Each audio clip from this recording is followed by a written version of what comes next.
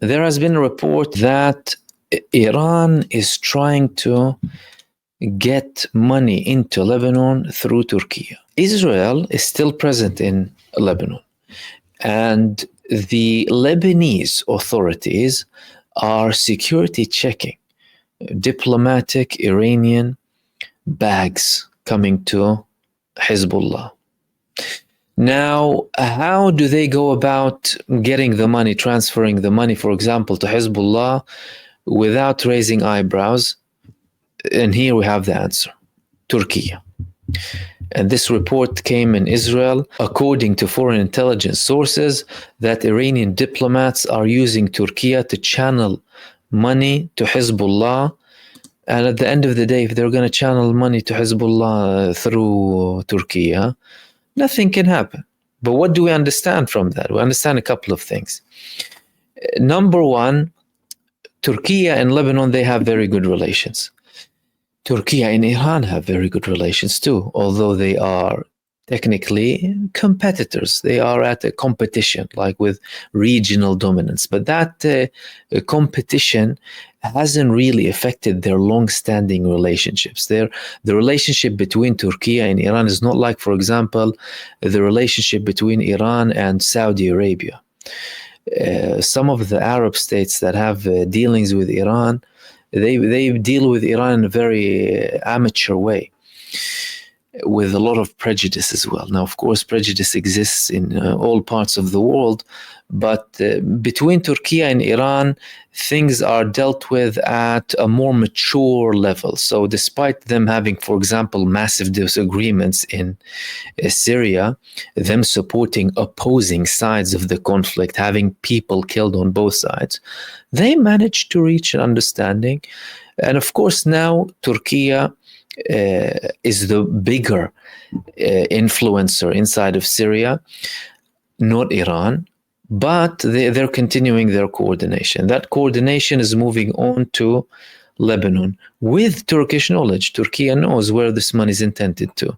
If it's done by diplomats from Iran, they know exactly what's happening, and it's done with coordination. This indicates that coordination that happened between Turkey, Iran, and Russia following the massive changes in Syria and the collapse of the Assad regime is continuing now, even when it comes to Hezbollah. Which leads us to Hezbollah and the ceasefire, and a change of tone is being noticed when it comes to Hezbollah. There were comments coming from Hezbollah top figures before that on day 61, if Israel remains in South Lebanon, then it wouldn't be like the 60th day. There was an escalatory tone from Hezbollah about Israeli presence. However, now we're very close to the deadline of the 60 days. In 3-4 days' time, we'll have 60 days, and Israel must be completely out of Lebanon. Hezbollah made a statement.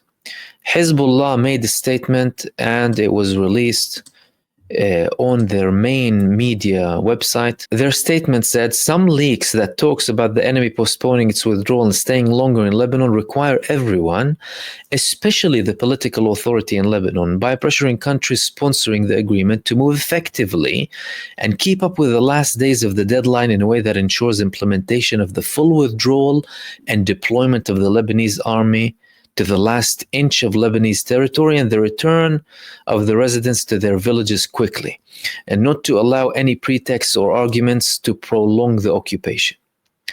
They added, while we follow the developments of the situation that is supposed to culminate in the coming days with a complete withdrawal, any breach of the agreement and pledges and any attempt to evade them under flimsy titles will not be acceptable.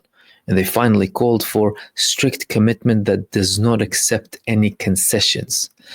There is no direct confirmation from Hezbollah that they will be restarting the war. What do we understand from that? Has Hezbollah taken a step back? Were they hit that bad that they cannot continue to fight Israel? Has there been a massive deal? I believe that the situation is very simple and straightforward. Hezbollah are saying that certain diplomatic objectives can be achieved without the continuation of the war. There was a ceasefire that has been breached many times by Israel, but altogether it's a ceasefire at the end of the day that Hezbollah adhered to and respected. There's a ceasefire now in Gaza. There's a new administration in the United States that is applying pressure on Israel. If they're seeing that things can de-escalate without them going ahead and opening an all-out front on Israel again, then they would prefer that way.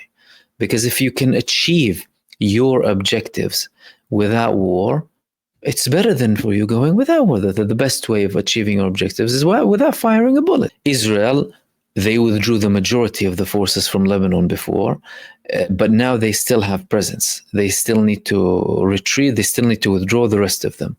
In Gaza, they withdrew brigades that were there from the beginning of the war, and the ceasefire agreement confirms that Israel has to withdraw from every inch of Gaza, including the buffer zone.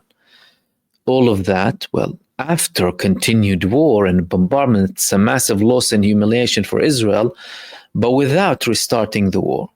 So Hezbollah could be seeing all of that and saying, yeah, we'd rather wait, and potentially, again, this is potentially, giving Israel a bit more time.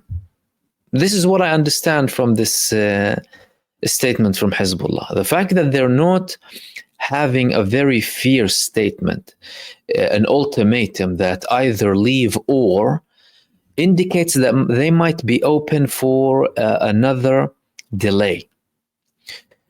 That's not in line with what they said before, by the way. However, that might be coming as an understanding between them, the Iranian side, the American side too. Why are they giving Israel all of that time? Well, that's a different story. There are multiple points that Hezbollah are considering now in Lebanon. Number one, the big changes that happened in Syria. Number two, the fact that internally there are certain people inside of Lebanon who oppose Hezbollah completely, and they want an excuse to take down the whole movement. Number three, recovering from some of the blows that they got during this war, despite the fact that they show that they can hit Israel up until the last day when it comes to the war with Israel. On the final day of their activities against Israel, they targeted Tel Aviv with approximately 500 projectiles, Tel Aviv in the northern part of Israel as well.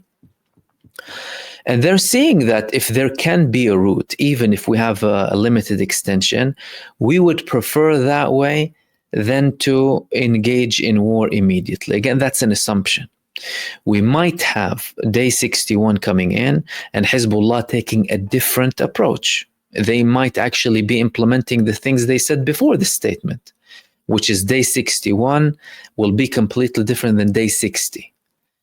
So far they breached this agreement, the ceasefire agreement, only once, whereas Israel breached it, some reports say, over 1,000 times.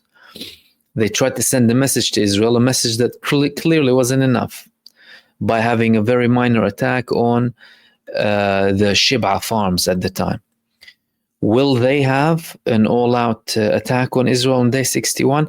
From that statement, it's looking unlikely. The question is, if they will have, and there's most likely a lot of attempts now happening between everyone in Lebanon, the US administration as well, to try and de-escalate and force Israel to withdraw, because Hezbollah are also seeing that the United States administration is having these successes when it comes to the ceasefire in Gaza, which was more important, by the way, for Israel in terms of like the war, the genocide in Gaza.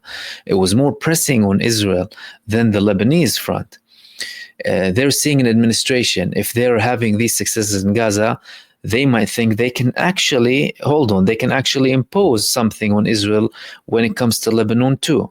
Because if the Trump administration wants to de-escalate and they're actually looking for peace, then we might use that to our advantage.